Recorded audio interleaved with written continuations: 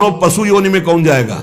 देखो, जो रात के 11 बजे के बाद 3 बजे के बीच में भोजन करता है, ये निशाचर है।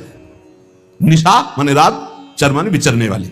रात में खाना, रात में तुमको 8-10 बजे तक भोजन कर लेने का नियम। 11 आखिरी है, 11 के बाद भोजन में बिल्कुल नहीं होना चाहिए। ये रात नहीं है ऐसे कि तुम्हारा जब मना है तब भोजन। 11 से लेकर 3 बजे के बीच में बिल्कुल नहीं। शांति से भजन करो, सो जाओ, उपद्रव मत करो। अब सीटियां बज रही हैं 12 बजे, चलो होटल में चलते 12 बजे खाने, ऐसे लोग जाते हैं। पशु योनि निश्चित। अपवित्र भोजन, दुर्गंध युक्त भोजन, अभक्ष भोजन, इनको पाने में जो आनंद मानता, रात के 11 से 3 के बीच में भोजन, जो रात में आहार ऐसा करता है उसको पशु योनि मिलती है। जो दूसरों का धन चोरी करता है, जो विद्वान बन करके दूसरों की वंचना करके धन को लूटता है, जो अपने कर्तव्य कार्यों से अनभिज्ञ होकर मनमानी आचरण करता है, जो समयोचित सदाचार का ज्ञान नहीं रखता, वो मूर्ख पशु योनियों को प्राप्त होता है। जो हिंसक स्वभाव का है, जो अपने परिवार वालों को पीटता है, गाली गलौज, थोड़ी सी संपत्ति के लिए मारपीट, ऐसी लड़ाई झगड़ा, कलहप्रिय, कायर, कुत्ते की योनि को प्राप्त होता है। लिखा हुआ है वो कुत्ते की योनि को प्राप्त होता है। जो थोड़े से हिस्सा के लिए भाई बंधुओं को मारपीट, कलह, लड़ाई झगड़ा, इस तरह का व्यवहार, हिंसक स्वभाव, क्रूर स्वभाव, इनको कुत्ते की योनि प्राप्त होती है। जो चंचल स्वभाव, देखो कुछ ना कुछ करते जा, बैठे तो पैर हिला रहे, वो मतलब शांत नहीं रह सकते, उनके शरीर में वाइब्रेट होता रहता है। वाइब्रेट जैसे मोबाइल नहीं झंझनाता रहे, वो झंझनाते रहे। सुन ले भाई क्या बनोगे। और जो दूसरे के भोजन के लिए लालायित रहता है, कहां से निमंत्रण आ जाए, कैसे हो जाए, क्या व्यवस्था बन जाए, सुनो। और जब चलता है ना तो बेढंगे ढंग से चलता है, बेढंगे ढंग। और दूसरों की वस्तु देकर लुभायमान होकर छीनने का स्वभाव करता है, उसका अगला जन्म बंदर का मिलेगा। जो वाणी से सदैव कट बोलता है, कुटुंबियों से द्वेष करता है, लोगों की चुगली खाता है, उसे अगला जन्म सर्प योनि का मिलेगा। कुटुंबियों से द्वेष करता है, दूसरे की चुगली खाता है, उद्वेगजनक वचन, उद्वेग माने भारी क्लेश पहुंचाने वचन, दूसरे की निंदा करना, चुगली करना, तो विषधारी सर्प बनता है। जो शरीर से बलवान दीन जनों के ऊपर आक्रमण करके खूब पिटाई मार करना, माता पिता को मारना, ऐसे गरीब जनों को, दीन जनों को मारना, निर्लज और मांस भक्षण करने वाला, उसको अगले जन्म में क्रूर मांस भक्षी, जैसे हाइना, सिंह, सियार, ऐसी योनियों को दिया जाता है। क्रूर हिंसक पशु सिंह जैसे है, जैसे लकड़बग्घा है ना, लकड़बग्घा है, भेड़िया है, ऐसे जो मांस भक्षण करने वाले हैं, जिनकी आवाज दूसरों को सदैव दुख ही देती है। बोलने का मतलब है दुख ही देना।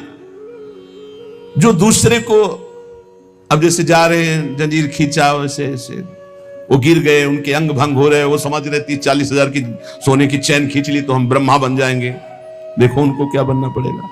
जो दूसरों को भय प्रदान करते हैं, दूसरों की संपत्ति छीन लेते हैं, ऐसे लोग अजगर योनि को प्राप्त होते। भूखे मरो जब कभी अवसर मिल जाए तब। ऐसे ये जो दूरदृष्टि न रख के वर्तमान दृष्टि रख करके केवल भोग के लिए दूसरे के दुख का कारण बनते हैं, केवल उनके चिंतन यही चलता रहे, कहां से क्या खा लूं, कहां से क्या उठा लूं, कहां से क्या, बोले हाथी की योनि को प्राप्त होते हैं, वो पशु हाथी योनि को।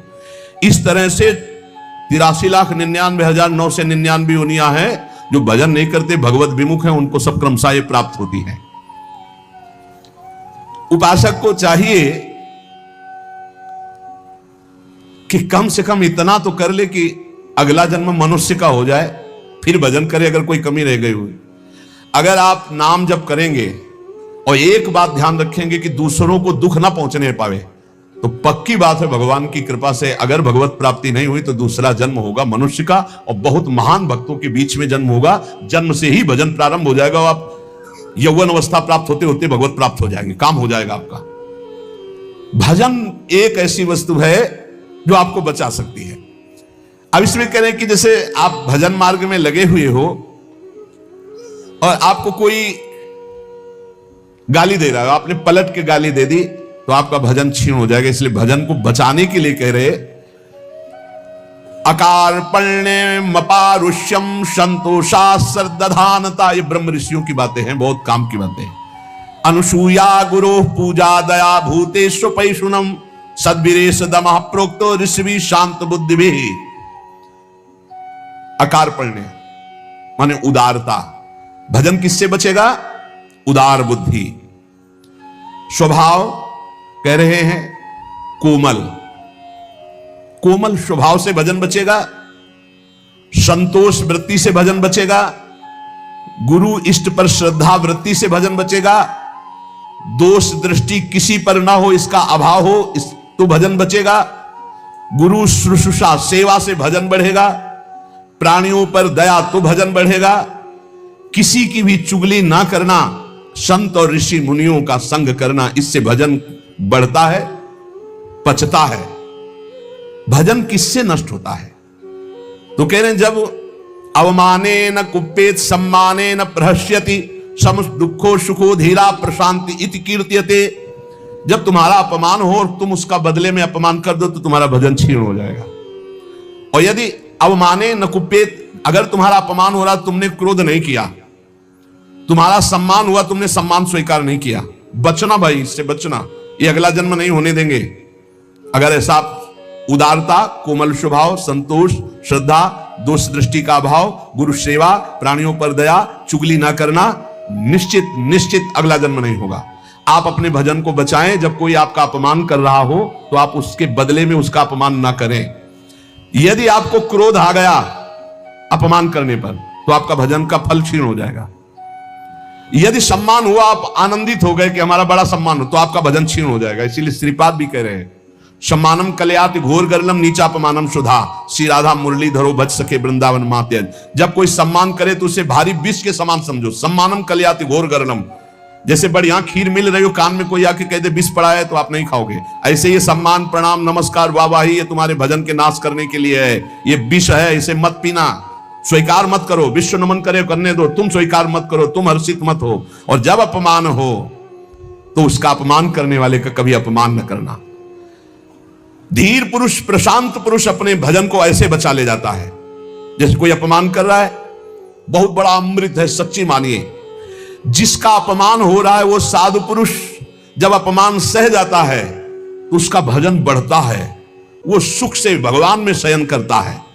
और जब अपमान हुआ और अपमान दूसरे का कर देता है तो उसका भजन क्षीण हो जाता है, अशांत होकर के फिर जगत में शयन करता है। अपमान करने वाला जब कोई सामने से अपमान सह जाता है तो उसका सहन करना उसके नाश का कारण बन जाता है। अपमान करने वाले का निश्चित नाश हो जाता है जब उस सामने वाला बोले ना, केवल चुप रहे। यह बड़ी बात है, पर बहुत कठिन है। उस समय जब कोई अपमान कर रहा है, निंदा कर रहा है, आप शांत हैं, इसका मतलब आपके ऊपर गुरु कृपा है और आप अपने भजन को पहचानते हैं, भजन बचाना चाहते हैं। अपमानित होने पर चाहिए कि अपमान करने वाले की ना बुराई सुने ना बुराई करे। जैसे कोई आकर बहुत नीच आदमी आपको गाली दे रहा था, कान में अंगुली डालो, नहीं भाई वो नीच नहीं, भगवान उसके अंदर बैठकर मेरी परीक्षा ले रहे थे, मुझे पुष्ट कर रहे थे, वो नीच कैसे हो सकता है? अपने भजन पर दृष्टि रखे, ना उसकी निंदा करे, ना उसकी निंदा सुने, ना उसका बुरा चाहे। यद्यपि इसमें लिखा हुआ है कि जो अपमान करने वाला है उसका सर्वनाश हो जाता है। ऐसे महापुरुष का अपमान जब करे कि वो बोले ना केवल, तो वो अपमानित करने वाला पुरुष स्वयं नाश को प्राप्त हो जाता है। ये बड़ी बात है। कह रहे तिष्ठेद औमंता विनश्यति। अगर वो अपमान जिसका कर रहा है वो महात्मा भजन करने वाला शांत है, कुछ नहीं बोल रहा है, वो तो सुख से शयन करेगा परमात्मा में और उसका भजन सुरक्षित बच गया और जो भी कलमश हुआ होगा वो भस्म हो गया। लेकिन अपमान करने वाला बोले विनश्यति, उसका नाश पक्का हो जाएगा। अपमानित होने पर साधक को चाहिए कि कभी अपमान करने वाले की ना बुराई सुने और ना बुराई करे, उसका भजन बच जाएगा, भगवान की कृपा हो जाएगी। अमृतस्यैव तृप्येत अपमानस्य योगवित् विषवच्च जुगुप्सेत सम्मानस्य सदा द्विजः। साधक को चाहिए कि अपमान को अमृत के समान पान कर ले, नीचापमानम सुधा। देखो साधक, अपमान को अमृत के समान, जब कोई अपमान कर रहा हो तो ऐसे खुश होना चाहिए काम बन गया। भगवत प्राप्ति में जो बाधक भाव है, इसके अपमान करने से भस्म हो जाएंगे, भगवान हम पर प्रसन्न होंगे। मौन, कभी उसकी तरफ रुद्र दृष्टि से भी न देखो, अपमान करने, ये भागवतिक लक्षण है। अमृतस्येव तृप्येत अपमानस्य योगविति, अमृत है अपमान। पर देखो ध्यान दीजिए, यदि आपकी कोई निंदा कर रहा है और सही में कर रहा है निंदा, तो तुम्हें सुधार करना चाहिए। वो तुम्हारे लिए अमृत नहीं है, वो विष है, सुधार करो। और अगर वास्तविक हमारी कोई गलती नहीं हो, हमारा अपमान, हमारी निंदा हो रही, तो नाचना चाहिए कि बहुत बड़ा विघ्न नष्ट हो गया और भजन में हमारी उन्नति अब पक्की होगी, पक्की उन्नति होगी, लौकिक और पारलौकिक। विषवच्च जुगुप्सेत सम्मानस्य सदा दीजिए। साधक को चाहिए कि सम्मान से ऐसे बचे जैसे विष भरे भोजन से बचा जाता है। सम्मान स्वीकार न करे, प्रणाम नमस्कार ऐसे। श्री हरिवंश कोई कह रहा है, अब अगर पंचांग प्रणाम कर रहा है तो आप भी नमन कीजिए और निकल जाइए, व्यवहार मत बनाइए, दोबारा वो ना प्रणाम करे ऐसी भावना रखिए। अगर ज्यादा आप उससे प्यार करेंगे कि ये प्रणाम कर रहा है तो सम्मान स्वीकार कर रहे हैं। सम्मान देने वाले से ज्यादा प्यार नहीं किया जाता, जल्दी। सम्मान विष है और अपमान करने वाले को प्यार दृष्टि से देखा जाता है। आप बड़े हितैषी हो, हमारा भजन बढ़ेगा, भगवान की प्राप्ति होगी, पर ऐसी अपनी तरफ से चेष्टा ना करे कि कोई अपमान करे। अपमान से सदैव तप की वृद्धि होती है। अपमानात तपो वृद्धि, सम्मानात तपः क्षया। सम्मान स्वीकार करने पर तपस्या भजन क्षय हो जाता है और अपमान होने पर तपो वृद्धि, उसकी तपस्या की वृद्धि होती है। अर्चिता पूजितो विप्रा दुग्धा गौरी गच्छति। जो अपनी पूजा कराने लगता है, अपने प्रणाम स्वीकार करने लगता है, तो जैसे दूध देने वाली गाय दुर्बल हो जाती है, ऐसे वो तपहीन हो जाता है जो भारी प्रणाम नमस्कार पूजा स्वीकार करता है। स्वीकृति नहीं होनी चाहिए। पुनराप्याप्यते धेनु सतृणैः सलिलैर्यथा एवं जपैश्य होमैश्य पुनराप्याप्यते द्विजा। साधक को चाहिए कि यदि प्रणाम नमस्कार बहुत करवा चुका है, वैसा लगा कि मेरा तप क्षीण हो गया, तो बंद कर दे प्रणाम नमस्कार और एकांत में बैठकर, जैसे गाय को फिर अच्छा अच्छा चारा पवाया जाए तो पुष्ट हो जाती है, ऐसे अपने साधन भजन करे, प्रणाम नमस्कार से दूर हो जाए। महापुरुषों ने भी ऐसी लीलाएं की जिससे प्रणाम नमस्कार बंद हो जाए। ये सबको भगवत स्वरूप मान के तुम प्रणाम करो, तभी बात बनेगी। कह रहे हैं कि अगर प्रणाम नमस्कार स्वीकार कर लिया जाए तो सम्मानाच्च तपक्षय, उसका तप क्षय हो जाता है। गंगा जी की ही एक ऐसी अमोघ महिमा है कि जिनके दर्शन मात्र से पाप नष्ट हो जाते हैं। गंगा जी मतलब श्रीधाम वृंदावन से इस समय जैसी आसक्ति प्रकट की वृंदावन ने, ऐसी गंगा जी से आसक्ति। गंगा जी छोड़कर कहीं नहीं जाना, किनारे ही जो तीर्थ मिले मिले, कहीं नहीं जाना, नगर में भी ऊपर नहीं चढ़ना, वहीं जो आहार मिले गंगा का। कैसे बताएं क्या परमानंद स्वरूप गंगा जी हैं, जिनके दर्शन मात्र से सारा पाप नष्ट हो जाता है गंगा जी से। और आपको बताएं अधिकतर बड़े महापुरुषों का दर्शन गंगा किनारे, जो प्रकट में थे और जो अप्रकट थे। नानक देव जी का पहला साक्षात्कार गंगा के किनारे हुआ। वृंदावन पावन पुलिन, ये सब गंगा की रेती पे। वृंदावन पावन पुलिन प्रियालाल, ये गंगा की रेती, सेनपुर। साक्षात गंगा से प्रकट होते हुए सिद्ध मां, बड़े चमत्कार गंगा मैया के, बड़े चमत्कार, अद्भुत।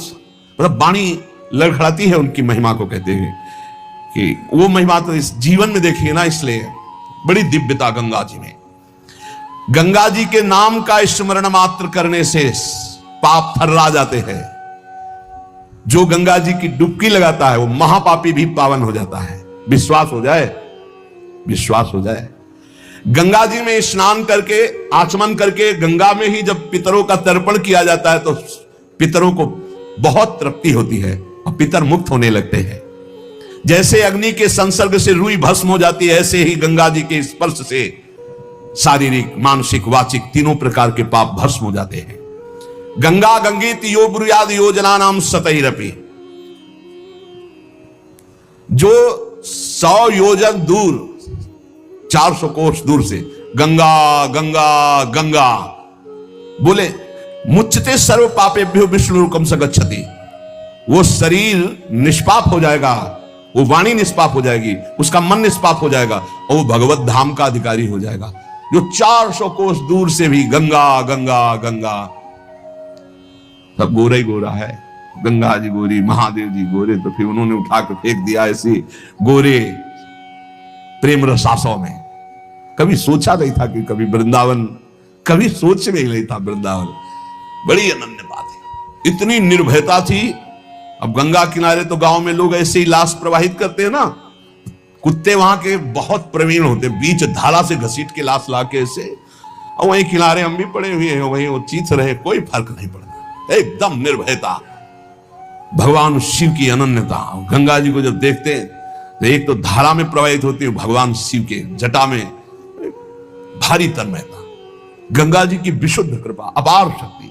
कह रहे सैकड़ों योजन दूर से अगर गंगा गंगा गंगा ऐसा पुकार दे तो उसका शरीर पवित्र हो जाएगा, उसका मन पवित्र हो जाएगा, उसकी वाणी पवित्र। कल नरकों का वर्णन हुआ था, आज नरकों से उद्धार का वर्णन हो रहा है भाई। गंगा जल का आचमन करने वाला, गंगा जल का स्नान करने वाला, गंगा की धारा का दर्शन करने वाला, 400 कोस दूर से गंगा गंगा गंगा ऐसा उच्चारण करने वाला नरक नहीं जाएगा।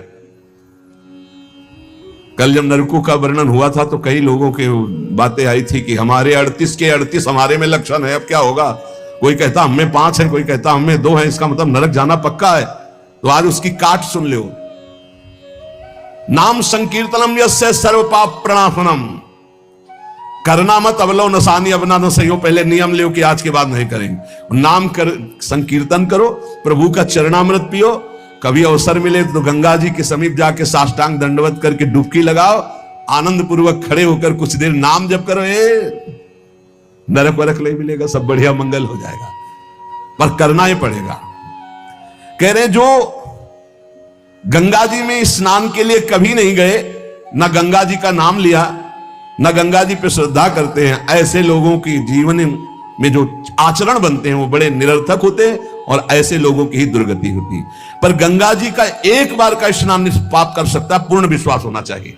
एक बार हरिद्वार में बहुत लोग गंगा स्नान कर रहे थे, पार्वती जी ने कहा कि देखो इन सबका उद्धार पक्का हो गया, क्योंकि हम देवी की महिमा को जानती गंगा की, ये सब स्नान करके, पूर्णिमा का पर्व है, ये स्नान करने पक्का निष्पाप हो गए। महादेव जी ने कहा नहीं नहीं नहीं।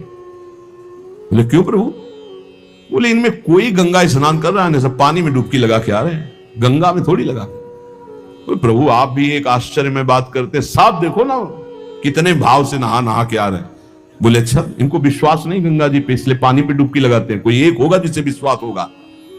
देखो अभी हम परीक्षा करते हैं, रास्ते में बैठ गए कि जैसे गिर गए हो ऐसे वृद्ध का रूप रख के गिरे हुए, अम्बा जी तो नवीन रूप धारण करके बोले जो निकले उससे जो हम कहें सो कहो। तो जो महादेव जी ने सिखाया तो कहते भैया ये हमारे पति देव गिर गए, थोड़ा हाथ सहयोग दीजिए, पकड़ के उठा दीजिए, अकेले उठ नहीं रहे, आप आइए। और जब कोई आने लगे तो कहना निष्पाप पुरुष ही हमारे पति को छू सकता है, अगर पापी छुआ तो भस्म हो जाएगा, बस इतना तुम्हें बोलना है, ठीक है। अब जो निकलते बोले भैया आप गंगा नहा के आ रहे हो? बोले हाँ। तो बोले आप तो निष्पाप हो ही गए होगे, हमारे पति फिसल के गिर गए, हमारे पति निष्पाप हैं, और जो निष्पाप पुरुष इनको निकाल सकता है, अगर कोई पापी छू लिया तो भस्म हो जाएगा, आप सहयोग करो। बोले गंगा तो नहा के आए पर पाप बहुत तो हुए, अगर कहीं पाप नष्ट न हुए हो तो भस्म ही हो जाएंगे। नहीं, कोई नहीं, किसी की हिम्मत नहीं पड़ी कि महादेव जी को निकलवा दे, क्योंकि जहां ये कहती कि अगर पापी पाप तो हुए हैं यार, अब पता नहीं गंगा नहाने में नष्ट हुए कि नहीं नष्ट हुए, बेकार को भस्म हो जाए ऐसे। उनमें एक आदमी सरल भाव से गंगा गंगा गंगा माँ गंगे स्नान किया, बोले भैया हमारे पति को निकलवा। बोले अच्छा भैया लुटा रखा। बोले भैया एक बात सुन लो, हमारे पति निष्पाप हैं, अगर पापी पुरुष छुएगा तो भस्म हो जाएगा। बोले भैया आपको विश्वास नहीं, गंगा मैया में स्नान करके आ रहा हूं, अब भी पापी हूं। और तत्काल भगवान बाहर निकाल किसी को, जब वो चला गया तो भगवान शिव ने कहा ये केवल गंगा स्नान करके आया, इसकी अर्थात भाव विद्यते देवा ना पाषाणे ना मूर्तये। यदि हम भगवान के नाम, भगवान के धाम, भगवान के इन पावन तीर्थों पर दृढ़ विश्वास करते तो बहुत जल्दी लाभ प्राप्त होता है। ये विश्वास के लिए सुनाता शास्त्र, ऋषि मुनि सब ये विश्वास के लिए सुनाते। हमें दृढ़ विश्वास कर लेना चाहिए कि अब हमारा कल्याण तो हो ही गया। जैसे गंगा जी क्या है? भगवान श्री कृष्ण का चरणामृत है। गांगम वारी मनोहारी मुरारी चरणच्युतम त्रिपुरार शिरश्चार, जिसे भगवान शिव मस्तक पर धारण किए। अपने लोग रोज चरणामृत पीते हैं, किनका? प्रिया प्रीतम का। अब और गंगा की जरूरत पड़ेगी? जहां से गंगा प्रकट हुई उनके सर्वांग स्नान का जल। यमुना जी, जब यमुना जी गंगा जी से मिली तो गंगा जी ऐसे होकर प्रणाम मुद्रा में मिली यमुना जी से। यमुना जी ने कहा तुम्हारा हो भाग्य कि तुम जगत पावन करने वाली गंगा हो, तो उनका तुम्हारे सामने मेरी कोई सामर्थ्य नहीं। क्योंकि तुम में प्रभु पूर्ण अवगाहन करते हैं। हम तो प्रभु के चरण धोवन मात्र हैं, आपके ऊपर तो पूर्ण प्रभु की कृपा है। ब्रजेंद्र सोनु राधिका हृदय प्रपूर्य मारे हो।